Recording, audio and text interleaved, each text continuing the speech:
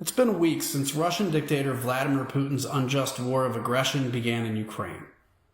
What he believed would be a swift victory over a sovereign nation was met with astonishing and inspiring resistance by heroic Ukrainians who've defended their homeland with vigor and their lives. Unfortunately, Putin's failing war on the ground has only pushed him further into madness. Unable to subjugate the Ukrainian people's courageous spirit, the Kremlin has resorted to long-range and aerial bombardment against civilians and non-military targets.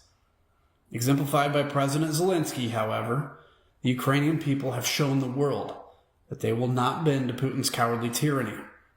But Putin's bombardment is why I called for a no-fly zone to be implemented over Ukraine.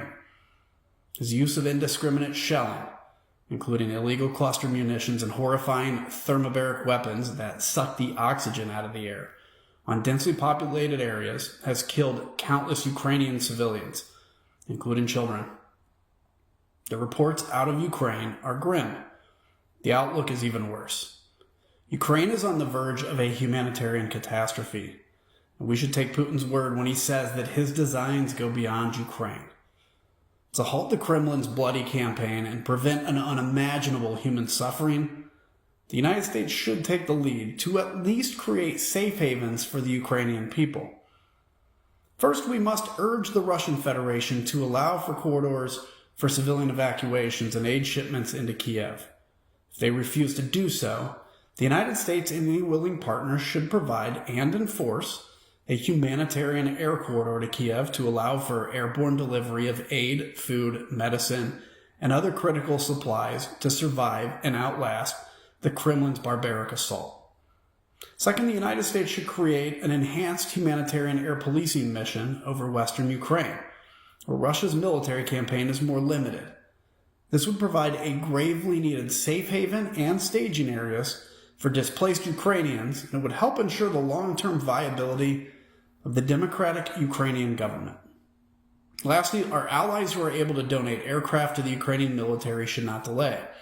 This is truly a David and Goliath fight, and Ukraine's armed forces have performed valiantly. But we cannot expect them to cast off overwhelming Russian advantages through courage alone. We should also give them the means to be able to do so, which is already standing U.S. policy. By rearming and sustaining the Ukrainian Air Force, they can continue to protect their own skies and focus on the war effort in their own country. The United States must stand ready to quickly resupply the capabilities for those allies who provide air to Ukraine and commit air policing missions until those capabilities are fully reconstituted. I still believe in establishing a no-fly zone over Ukraine, but we do have to act now. I understand that many take Putin's threat of nukes and are paralyzed from acting. I made the same call for a no-fly zone in Syria back in 2014 when we saw the impact of our failure to do so.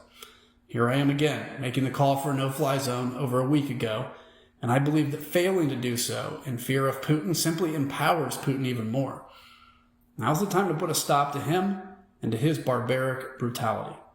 However, if that's currently not possible, or if the White House just refuses, we should at the very least provide assistance to facilitate humanitarian aid and give our Ukrainian friends a fighting chance. Doing nothing is a dereliction of duty for all who believe in a free and just world. President Biden understands that an enhanced humanitarian corridor not only defends our Ukrainian allies, but also signal to the world that democracies will not cower to authoritarians. Therefore, it's time that we implement one.